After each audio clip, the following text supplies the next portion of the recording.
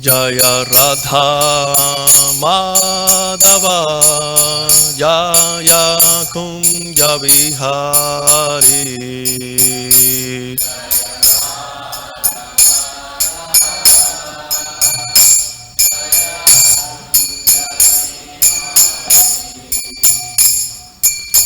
Gopiyana Vallabha Girivaradhari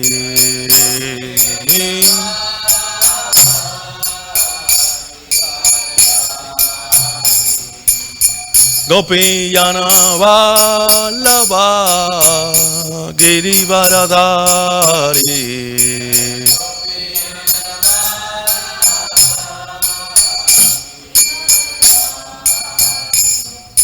Yashodanandana Vrajajana Ranjana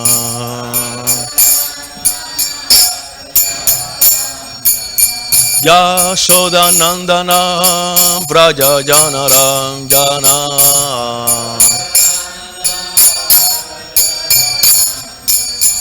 Yamunatira Vanashari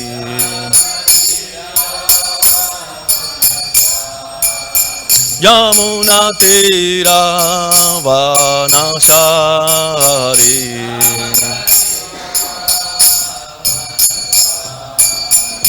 Jaya Radha Madhava Jaya Kunja Vihari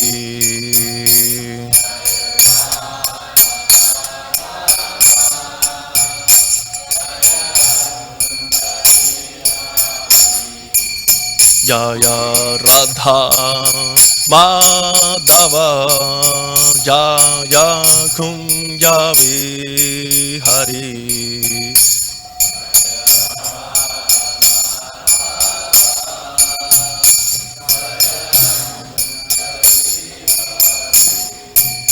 Hare Krishna Krishna Krishna Hare Hare Hare Rama Rama Rama Hare Hare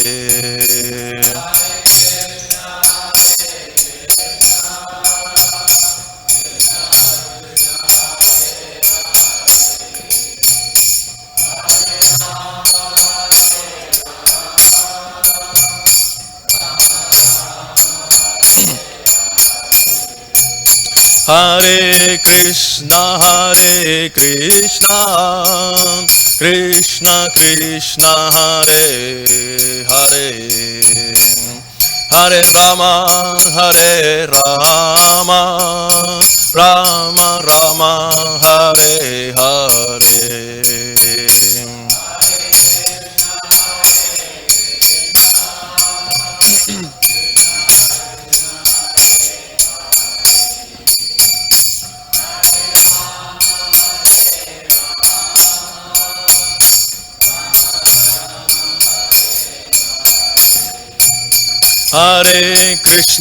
Hare Krishna Krishna Krishna Hare Hare Hare Rama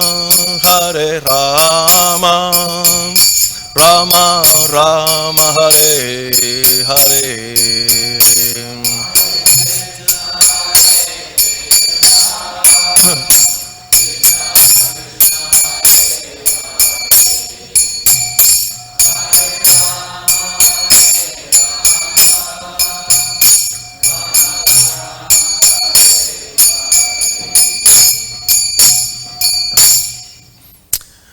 Om Vishnupad Paramahamsa Parivrayakacharya Stotra Sata Sri Srimad His Divine Grace A.C. Bhakti Vedanta Swami Srila Prabhupada Ki Jai Om Vishnupad Paramahamsa Parivrayakacharya Stotra Sata Sri Srimad His Divine Grace Srila Bhakti Siddhanta Saraswati Goswami Prabhupada Ki Jai Ananta Koti Vaishnava Vrinda Ki Jai Grantara Srimad Bhagavatam Ki Jai. All glories to the assembled devotees. All glories to the assembled devotees. All glories to the assembled devotees. All glories to Sri Guru and Sri Gauranga. All glories to Srila Prabhupada.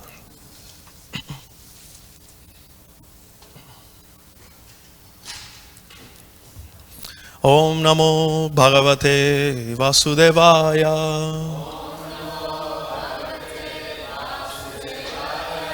Om Namo Bhagavate Vasudevaya.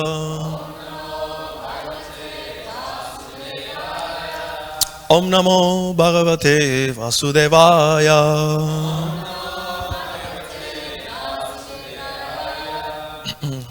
Reading from Srimad Bhagavatam, Canto 3, Chapter 22, verse 37 or 36.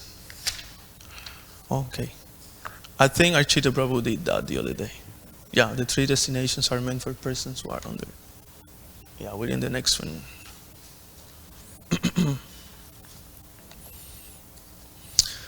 Sarira Manasa Divya Vayase che chamanusaha Bhautikas katam klesha Bhadam te harisamsrayam Sarira manasa divya Vaishase ye chamanusaha Bhautikas katam klesha Bhadam te harisamsrayam Sarira manasa divya Vayase ye chamanusaha Bhautikas katam klesha Bhadam te harisamsrayam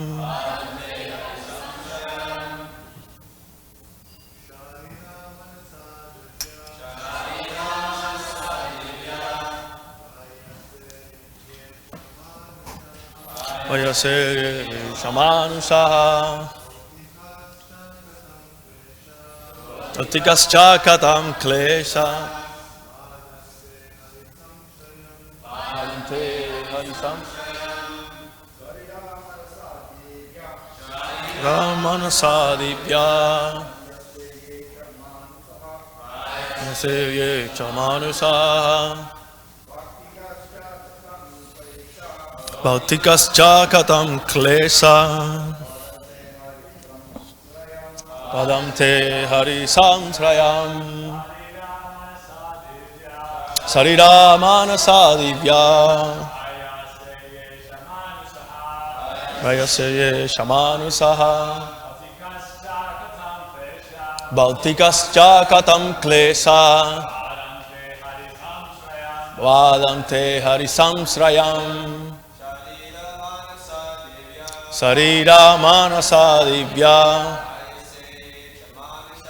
Vayase ye chamanusaha Bhautikas katam klesha Bhadam te harisamsrayam Vaishnavis Sarira manasa divya Vayase ye chamanusaha Bhautikas katam klesham Badam te harisamsrayam Sarira manasa divya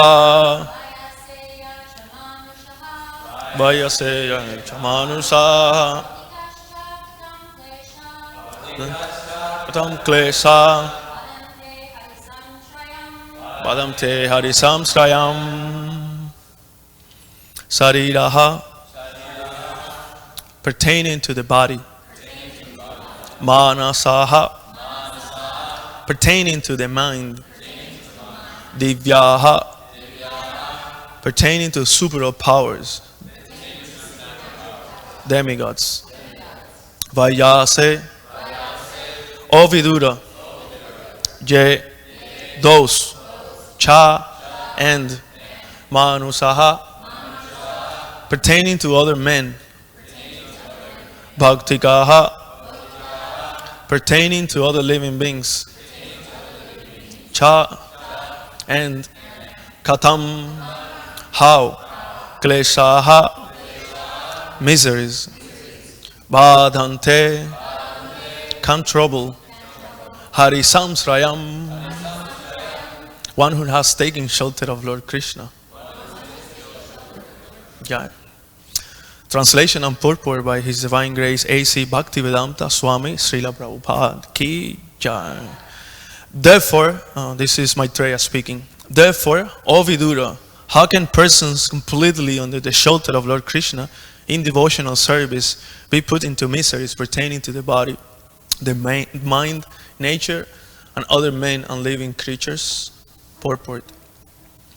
Every living entity within this material world is always afflicted by some kinds of miseries pertaining either to the body, the mind, or natural disturbances. Distresses due to cold in winter and severe heat in summer always afflict miseries on the living entities in this material world. But one who has completely taken shelter of the lotus feet of the Lord in Krishna consciousness is in the transcendental stage. He is not disturbed by any miseries, either due to the body, the mind, or natural disturbances of summer and winter. He is transcendental to all these miseries. Om Gyanatimiram Dasya Gyanangana Shalakaya Shakshurum Militam Gena Tasmai Shri Gurave Namaha Sri Chaitanya Manovistam Stapitam Gena Bhutale Swayam Rupa Kadamahyam Dadati Swapadam Tika He Krishna Karuna Sindhu Dinavando Jagatpate Gopesha Gopeka Kanta Radha Kanta Namostute Tapta Kamchana Gaurangi Sri Radhe Vrindavaneshwari Prishavanu Sute Devi Pranamami Hari Priye Vancha Kalpa Taruvyascha Kripa Sindhu Pyaevacha Patitanam Pavanebhyo Vaishnavebhyo Namo Namaha Sri Krishna Chaitanya Prabhu Nityananda Shri Advaita Gadadhara Shri Vasadi Gaura Bhakta Vrinda Hare Krishna Krishna Krishna Hare Hare Hare Rama Rama Rama Hare Hare Vasamyaham Jatrayano Vimuddo Mugdai Mathai Lokani Haiva Duke Kripa Maye Tvat Karunena Radhe Sandarsayis Jami Janaya Tattvam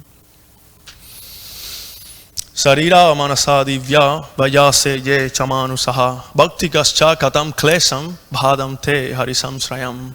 Therefore, O Vidura, how can persons completely under the shelter of Lord Krishna in devotional service be put into miseries pertaining to the body, the mind, nature, and other men and living creatures? So thank you all for coming to our daily Bhagavatam class. This Nityam Bhagavata Sevaya Yagya established by our dear most Srila Prabhupada.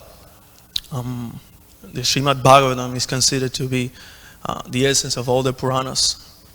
And it says in Bhagavatam at the end that one who has developed taste for hearing the narrations of Bhagavatam, he would never, develop taste for any other thing in this material world, any other literature specifically. He says, Sutta Goswami. So, our Sanatan Goswami, he composed a few prayers glorifying Srimad Bhagavatam. In the first one, he says, Sarva Shastrabdipi Yusa Sarva Vedaika Sadphala Sarva Siddhanta Ratnadya Sarva Lokaika Drikprada Sarva Bhagavatav Prana Srimad Bhagavatav Prabhu Kali Dvanto Ditya Ditya Shri Krishna Parivartita. He say, Sarva Shastradipi Yusa, oh Srimad Bhagavatam, you are the nectar churned from the ocean of all literatures. Sarva Vedaika Sadphala, you are that most juicy fruit coming from the Vedas. And Sarva Siddhanta Ratnadya, you're decorated with all the rules of all the philosophical conclusions regarding the absolute truth. Therefore, Sarva Lokaika Drikprada, you can grant spiritual vision to all the people of the world. Therefore, he says further, Srimad Bhagavatam Prabhu, Srimad Bhagavatam Sarva, what was that? Sarva Bhagavata Prana, or Srimad Bhagavatam, you are the very life air of all the Vaishnavas. And Kali Dvanto Ditya Ditya, Sri Krishna Parivartita. So you have descended in this age of Kali to give spiritual knowledge to dispel the darkness created by ignorance. So therefore I consider, Sanatana Goswami concludes this prayer saying, I consider that you are none other than Sri Krishna himself. So these are some of the glorifications of Srimad Bhagavatam. Of course, Bhagavatam cannot be thoroughly glorified. Our Srila Sri Sachinandan Gaurahari says in Chaitanya Bhagavata, Krishna Tulya Bhagavat Bibu Sarvashrai Pratishloke Pratyakshara Nana Artakai. That this Bhagavatam is not different from Krishna. Krishna Tulya Bhagavat Bibu Sarvashrai, who is the most supreme personality and the shelter for all living entities. And Pratishloke Pratyakshara Nana Artakai. In every verse and every sloka of Bhagavatam, in every word, there is unlimited meanings and unlimited, purports. So this is the glorifications of Bhagavatam. And His Holiness Gaur Govinda Maharaj used to say that before approaching Srimad Bhagavatam, we should always glorify Him, because we have no qualification at all to even speak or even to dare to speak on Bhagavatam. The other day, Hariparsha Prabhu was saying that he started glorifying Prabhupada, how he was completely surrendered to Srimad Bhagavatam. Indeed, this is the only thing he brought from India in his luggage, that he had full faith in Srimad Bhagavatam. So he wanted to glorify Srila Prabhupada and his attachment to Bhagavatam. Somehow or other he got interrupted, but he couldn't get it. So I was like he couldn't get it back.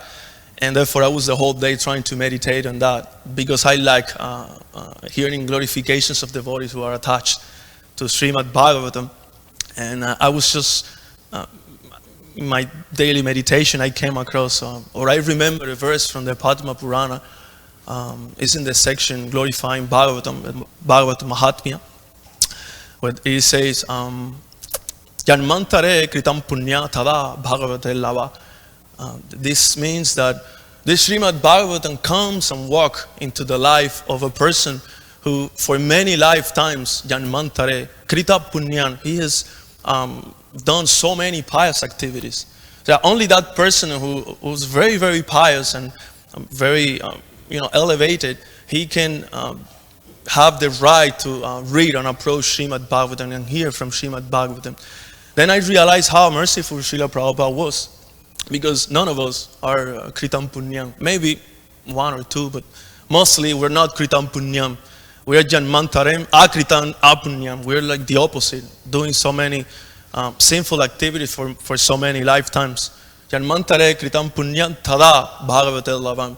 This Bhagavatam comes into the life of such a person, and then does the greatness of His Divine Grace, Srila Prabhupada, and he kindly worked so hard to give us Bhagavatam just for us read and becoming free from the kleshas. Here in this verse today, we're hearing Bhaktikas Chakatam Klesha, that the living entity is always harassed by so many miseries.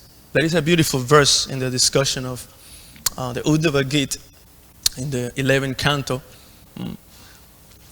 Sri Krishna is talking about how the material world is, especially how material activities create unlimited miseries and pains to the living entity. And Uddhava interrupt the Lord and he say, yeah, that's true. He say, Tapatrayena bihatasya gore samtapyamanasya bhavadvanisat. That is true, my Lord. All the living entities who are engaged in material activities, they're always harassed and tormented by this tapatraya, these threefold miseries. Miseries pertaining to the body, the nature, other people. So, samtapyamanasya bhavadvanisat. Pashamti nanya sharanam tavangri dandvata patram amrita apivarsyat. And then he say, but one who takes shelter of Pashanti nanya sharanam, one who surrendered to the lotus feet of the Lord, who are like an umbrella that pours down delicious nectar, he can be free from miseries of life. So one who takes shelter of you, and as we were saying before, one who takes shelter of Bhagavatam, being Krishna Tulya Bhagavat, he can also become immediately free from all kinds of miseries in this world. Indeed, the verse, very second verse of Bhagavatam states that Dharma projita kaitavo traparamo nirma saranam satam vedam vastavam atra vastu sivadam tapatrayo umulanam. Mula means root, and umulanam means to uproot. Tapatraya, the threefold miseries, they are uproot just by sitting and hearing Srimad Bhagavatam, by taking shelter of Srimad Bhagavatam. So, Srila Prabhupada and Hari Prasad was saying that he had a very strong faith in Srimad Bhagavatam, and he brought that for us, because this is the beginning of understanding the process of surrender, of taking shelter in devotional service. Without hearing properly Bhagavata Katha, no one can fully surrender. They, just like His Holiness Gaur Govinda Maharaj used to say that surrendering can be of three times for neophyte people, either partial, artificial, or conditioned. And as long as we are surrendering this way, we cannot actually experience the real taste of Krishna consciousness. We will always harassed by some kind of miseries unless we take full surrender. I don't know if Bhadante Hari Samsrayam, Hari Samsrayam, that we have to take full shelter in the Supreme Lord. And I was thinking this morning when I was chanting my rounds, how in Bhagavatam so many great personalities are glorified because of the way that they surrender to the Lord. There's so many examples like Prahlad Maharaj, what to speak of the inhabitants of Vrindavan. They were already completely surrendered souls. Bali Maharaj, how he surrendered even against the advice of his spiritual master. He rejected his spiritual master and he surrendered everything he had at the lotus feet of the Lord. But there is one personality that I really like, and it's there's also Draupadi. The story of Draupadi being disrobed, how she was in completely helpless situation, and none of her husband could help her, but she took shelter of the Lord, and then she was saved. But there is a personality that I really like. I speak about this many times in my life, and I think I'll continue doing till my last breath, I think so. And this is Sri Gajendra, the elephant. He's one of the most beautiful possums in Srimad Bhagavatam. My spiritual master, His Holiness Gopal Krishna Goswami Maharaj, says that this is one of the greatest treasures that we have in Srimad Bhagavatam. Because sometimes we want to, we hear about possums of the inhabitants of Vrindavan, how they exchange really deep and transcendental love with the Lord. And then we just want to have that, that kind of relationship. We want to experience that transcendental love. But without surrendering like Gajendra, you cannot experience that. Your so-called love will be partial, conditioned, or artificial. So one have to come to the realization of Gajendra. And for those who are new, who don't know who Gajendra is, Gajendra was a mighty elephant in the heavenly planets. He was a scribe.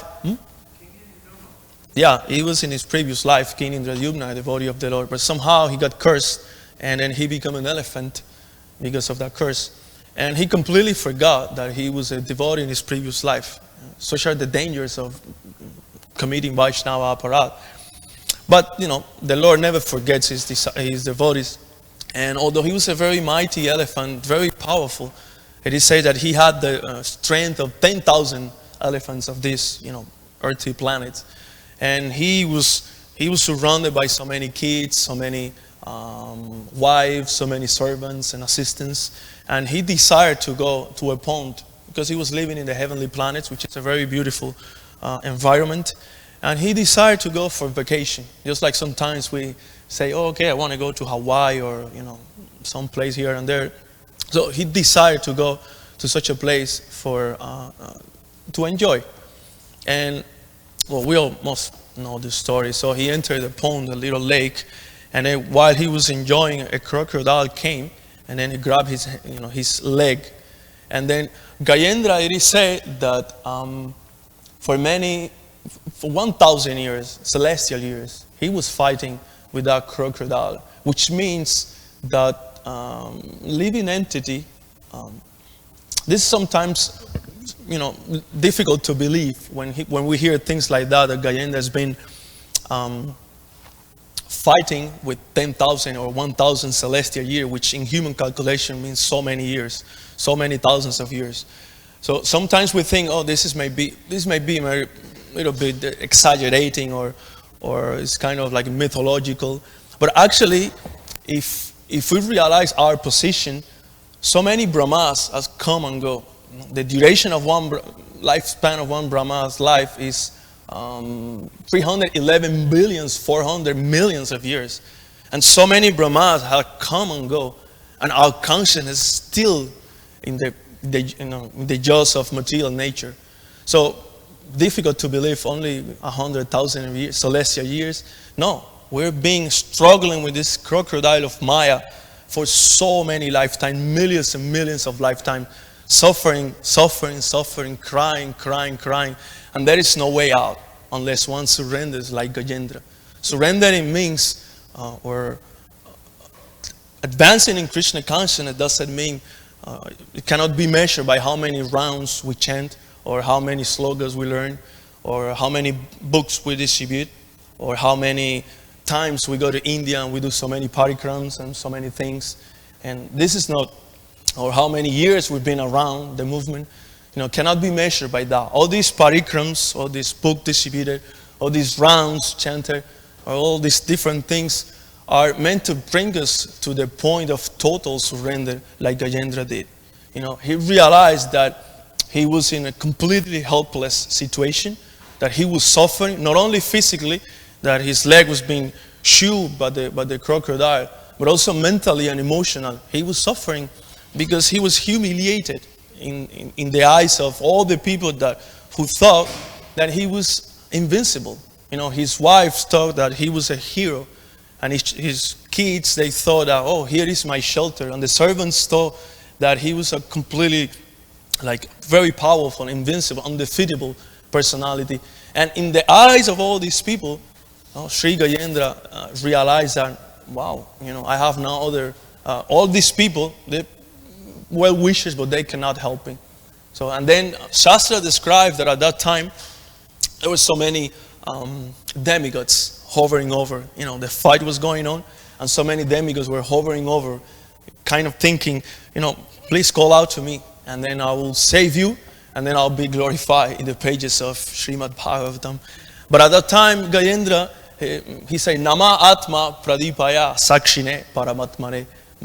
So I bow down and I take shelter of that Supreme Soul, Nama Atma Pradipaya Sakshine Paramatmane, who's the Paramatma in everyone's heart, the Super Soul, and he's a witness of all the activities.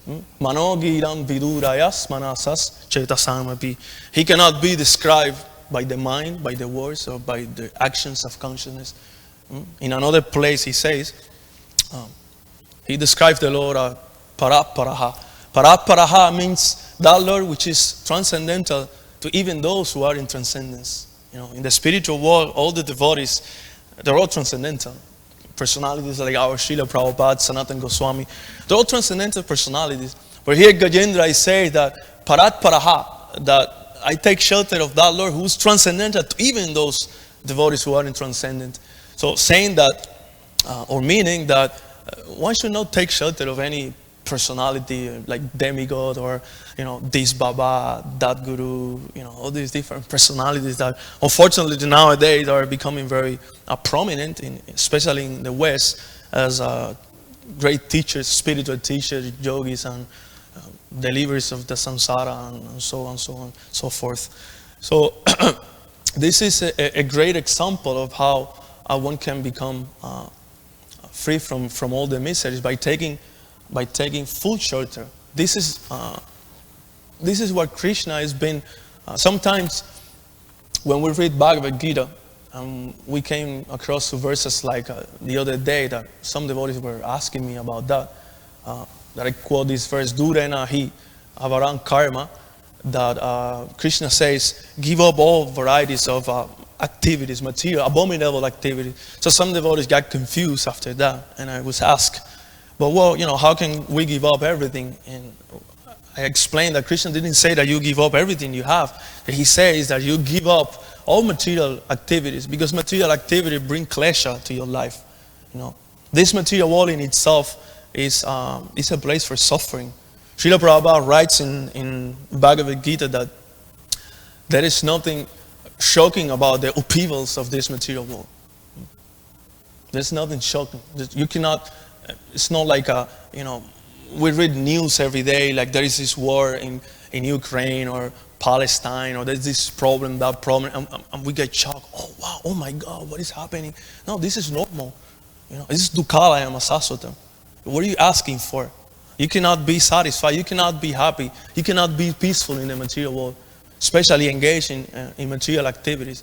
And we become surprised when, for example, my mother, all the time she calls me, or she sent me a text, she said, guess what? You wouldn't imagine who died. And I say, well, yeah, so many people are dying every day. Lahani, Hani, Bhutani, Gakshanti, Yamamandiram. So many people, they're going at every moment to Yamaraj, to Yamamandiram, to Yamaraj place. So this is nothing surprising. So you have to die and you have to, So you have to die and you have to suffer in this material world. So what makes the story of Gajendra glorified in the pages of Bhagavatam is not that he was suffering. Our life can be, we may have ordinary or extraordinary things happening in our lives. But what we do in those circumstances, especially miserable or difficult circumstances, is what really makes our life extraordinary. So Gajendra being attacked by a crocodile, this is nothing extraordinary. So many elephants before Gajendra, they were attacked. And during Gajendra's time, so many elephants got attacked by crocodiles. And if we see, so many videos in YouTube of Nat Geo or these different channels, we will see that in the future also so many elephants are going to get attacked by crocodiles and tigers and lions, pride of lions and so on. So this is nothing extraordinary. But what is Gajendra glorified in Srimad Bhagavatam? Because his response to that situation, it was completely different. He took shelter of the Lord. He wasn't thinking, oh, my bank balance, my so many cars, or my so many kids and wife, they're going to help me, He completely, whatever he found around him, it was a lotus flower, he offered that to the Lord. In full surrender. Madrik prapanna pasubasha vimokshanaya muktaya bhuri karunaya namo layaya. So I'm saying asarvata anubrit manasi pratita pratyadrishe bhagavate brihate namaste. He say, oh my Lord, Madrik prapanna pasupasha. Madrik means like me.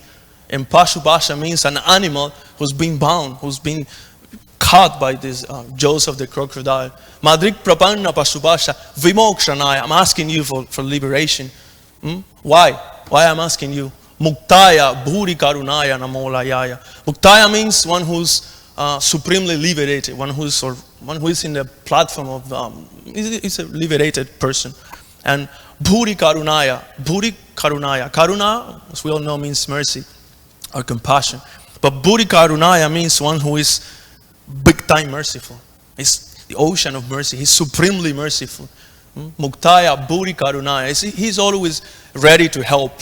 When? Namo layaya. Right now. He's ready to help us now. It's not like Krishna says, okay, well, Ganga, you've been doing a lot of nonsense for so many years. Now you're calling out of me. Just wait a few more lifetimes, then I'll come to you. No. Namo layaya. He comes right there. So there is this description in the thing is in the Garuda Purana, Narasimha Purana. It's in the Narasimha Purana that this is the only time when the Supreme Lord flew faster than Garuda. Because generally when he has to come down, Garuda have to get ready and then they just come. But at that time the Lord, when he heard Narayana, Madrik Prapanna Pasupasha Vimokshanaya, when Gajendra was crying out of him, so the Lord didn't wait for Garuda to get ready. He immediately he came, and Garuda have to, follow the Lord. So this is called Bhuri Karunaya. So I'm saying Asarva Tanubrit Manasi Pratita. He is the super soul. Actually, he's been trying to deliver me as, his partial expansion as Paramatma.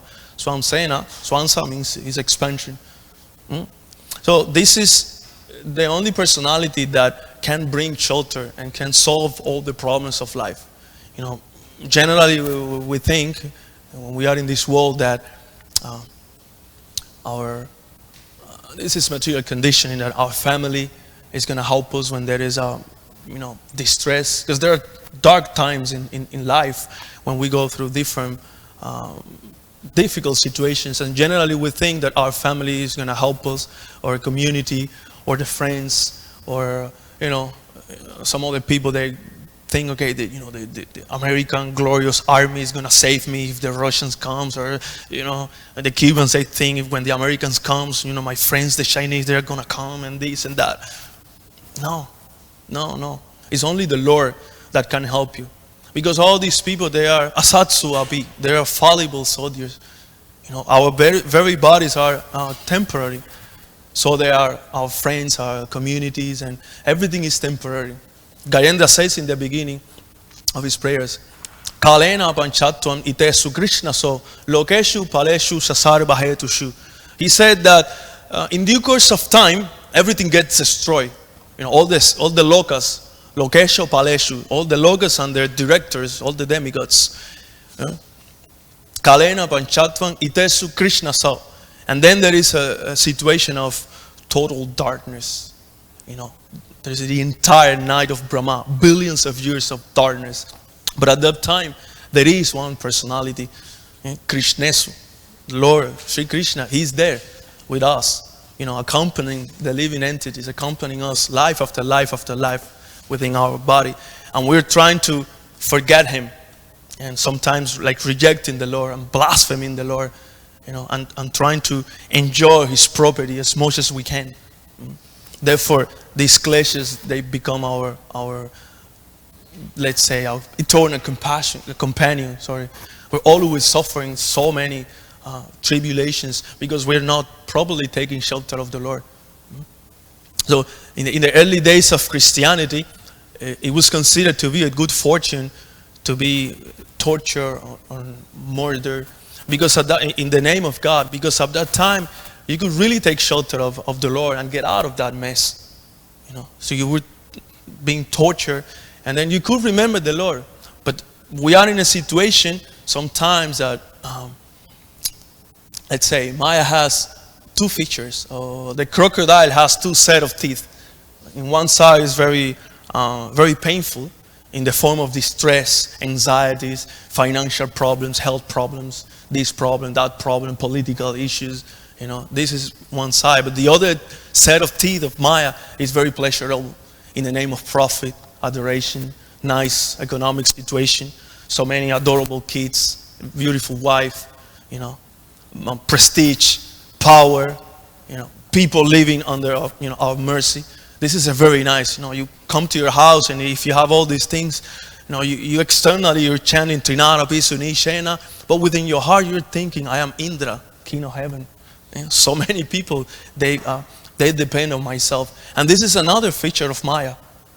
Maya, just like when we're eating, sometimes we pass the food from one side to another. Maya does the same. Sometimes she's showing us with painful teeth, and we realize that we are in Maya. But sometimes, we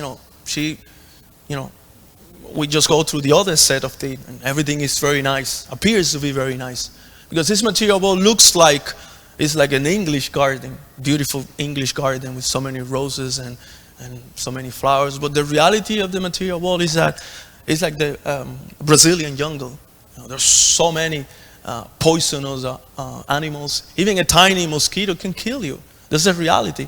I don't know how many you read the story of your Guru Maharaj in the Amazon. You remember that how he got bitten by a tiny mosquito and he almost left his body.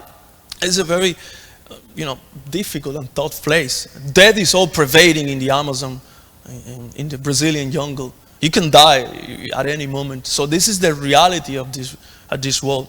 So one should not be under the illusion of thinking that well, now I'm already in this Hare Krishna movement. Just let me continue, my plans for enjoyment in this world, and everything is gonna be fine. And if I chant some rounds, it's okay. But if I don't chant, it's also okay. I already surrendered once. No, it's not like that.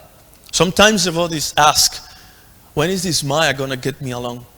Well, the answer is that unless you surrender like Gajendra in the same quality.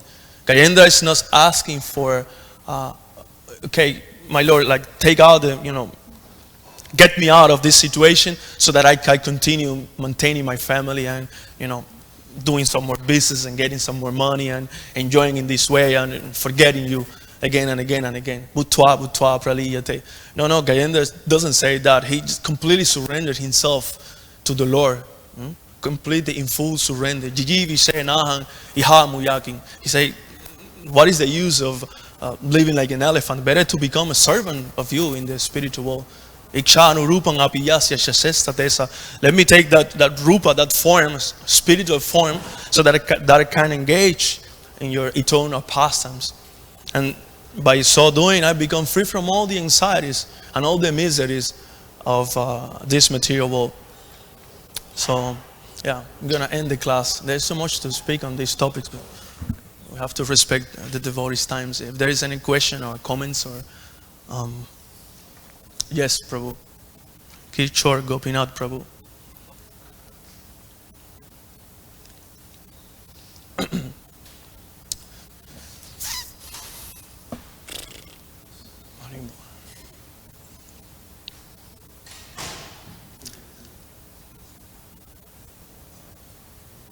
Hare Krishna Prabhu, thank you for the class. I haven't gone to this point in the Bhagavatam of Gajendra myself, so I don't know all the details. But I find it very interesting that it took him so long to call out to the Lord, it seems. Does it give any more detail as why Gajendra took so many, 1,000 or 100,000 celestial years to finally call out to the Lord? Does it give any more details on why it took so long? Well, there's no details, but the details are given by Kumti Maharani. Janma Ishwarya Shudashi Edamana Manapumam. As long as you are, one is intoxicated by this good birth, Aishwarya, wealth, position in this world, you cannot call out of Krishna. Prabhupada in one lecture says, he says that, quoting this verse, he says, as long as you're very puffed up of a material achievement, you cannot change the name of Kunjavihari. He says like this. You cannot wholeheartedly sing Jaya Radha Madhava Kunjavihari. Prabhupada says like that. So that's why it takes time for conditioned souls to surrender to the Lord. Because as long as you depend of your own endeavor or your own achievements and people around you, other fallible people, then you cannot surrender. In Bengal, there is this verse. It's a proverb.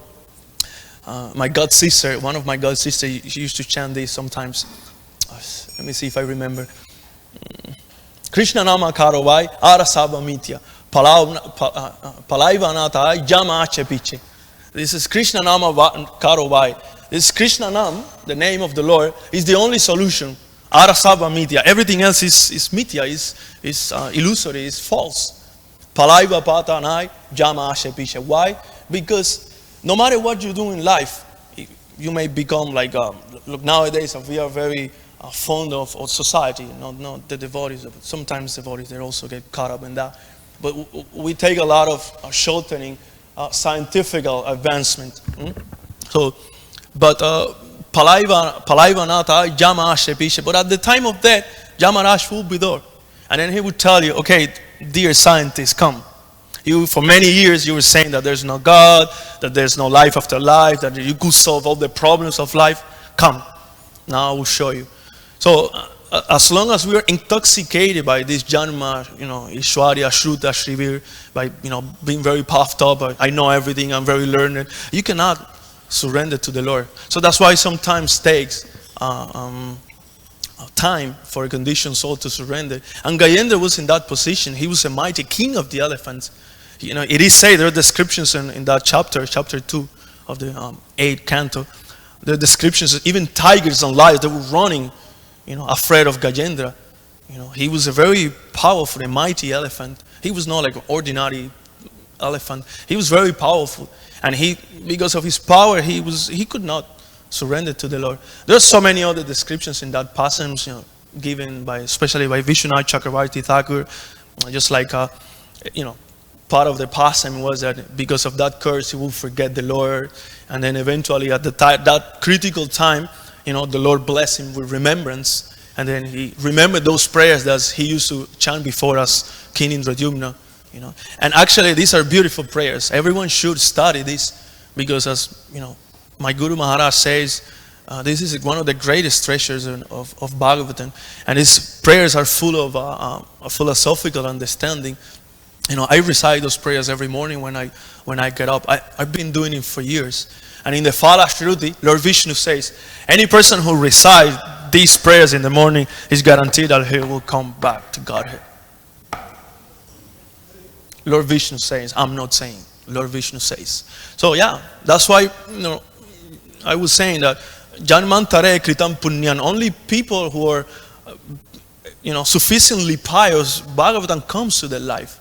So that's why we completely owe everything to Srila Prabhupada, because what can we do in our life? Like, we cannot even understand a single word of Srimad Bhagavatam, but kindly Srila Prabhupada brought Bhagavatam to us. So yeah, this is not your situation, unfortunately. You're a very surrendered soul. Even you were glorified the other day by your spiritual master. But it's a good question you ask. Haribol. Yes, Prabhu, you had a question or a comment. Here. Hare Krishna. Haribol. I have no doubt in my mind that anything that Srila Prabhupada writes is nectar. All his books are nectar. And when you were speaking, many devotees, when they speak about Srimad Bhagavatam, they say that the Srimad Bhagavatam is the cream of all Vedic scriptures. But Bhagavad Gita is spoken by Krishna. Mm-hmm. So why, my question that came in my mind, why is not the Bhagavad Gita the most important literature? Because it's spoken by Krishna and the Srimad Bhagavatam. There's no difference between Bhagavad Gita and Bhagavatam. When we say, somebody was asking the other day, I don't remember if it was here or I heard that in some lecture, or I don't remember exactly. But there's no difference ultimately between Bhagavad Gita and Bhagavatam. Even Advaita Acharya used to read Bhagavad Gita. But the thing is that the devotee who reads Bhagavad Gita, or an advanced devotee who's reading Bhagavad Gita, he's reading it with another kind of vision. Just like Advaita Acharya was reading the Bhagavad Gita, but he was not seeing the Lord talking about karma or jnana or hatha yoga. He was seeing everything in relation to bhakti. And at a certain point, he found that in one verse, he could not see bhakti in that specific verse. And he became morose, and he was fasting for so many days until Chaitanya Mahaprabhu came, and he explained to him, okay, here, I'm going to show you how bhakti is present in this verse. So ultimately, when we say Bhagavata Katha, we refer to everything. Bhagavad Gita, Chaitanya Charitamrita, Nectar of Devotion. Even Lilamrita is also Bhagavata Katha, because it's the activities of a Bhagavata person. So, but these are the statements of, it's not like I say, Sutta Goswami says, Sarva Vedanta Saranghi, Sri Bhagavatam Ikshate, Tad Rasamrita Tritasya Narnyatrasya Ratikwashit. It's Sutta Goswami who say that indeed, this Srimad Bhagavatam, Sarva Vedanta Saranghi, is the essence of all the knowledge. Srimad Bhagavatam Ikshate. And Tad Rasamrita Triptasya, one who developed taste for this Amrit, for this rasa, this nectar, Tad Rasamrita, Nanyatrasya Rati Kushi. He never developed taste for any other thing in this world. So those are the statements. Yes, Devavrata Prabhu. I was also just thinking in relationship to his question, Nigama Kalpa Taru Galitam Pilam, Sukamukha Amrita Drava Samyutam. That because the Srimad Bhagavatam has been spoken by Shukadev Goswami, it's become even sweeter. True. Yes, such is Anor Prabhu.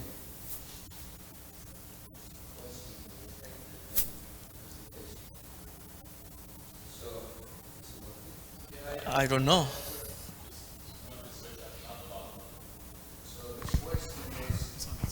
His own Prabhu. Prabhu, definitely we all agree about the prayers of Gajendra now. And probably you answered already my question, but I'm going to ask anyway.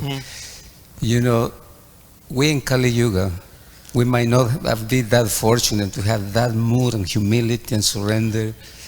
And wouldn't be appropriate also for us, like, let's say, to pray to the Guru to save us? Just like, for example, the Prabhupada one time, they said in a darshan or in a class, when he said, everybody has to be 100% or free from sins. And everybody was like, you know, like down. He said, okay, 80. The still devotees were not that enlivened. 70, no more. And Krishna says, Konteya pratiyanihi name bhakta pranashati. I declare boldly that my devotee will never perish or fail. So if you pray to the Guru, I mean, you know, we can say, oh, Krishna, help me. Yeah, but might not necessarily be, you know, because, you know, Gajendra, of course, he has many other ways how we can take the teachings, like don't pray to the other demigods or any other, you know, you will mention it. No other demigods or anyone who has transcended. You said. I think you even mentioned Guru. No. I say that we shouldn't take shelter of that Baba, that Guru. When I say that Guru, I refer to Sadguru. I see. Or all these people. So, but I didn't want to so that was the question, like. Yeah, well, our entire program is actually, we're always praying to the Guru. What we do in Samsara Davana, Navalida Loka. So we always praying to the Guru. I'm not saying that we should not pray to the Guru, but aside, one should develop the mood. It's not like, okay, you know, the Guru's, I'm very falling, you know, what I'm going to do, my Guru's going to save me, please save me. This is okay, but at the same time, one should, you know, try to advance in Krishna consciousness. It's not like, you know, we would remain always, it's like some people, remember that Vishnu Shita Prabhu saying this in Atlanta once, that some people, they've been around for many time, for many years, but they don't know the meaning of samsara, davana, nalalida, loka. So they don't even know that they're praying to the Guru. And he explained that the ecstasy, the devotee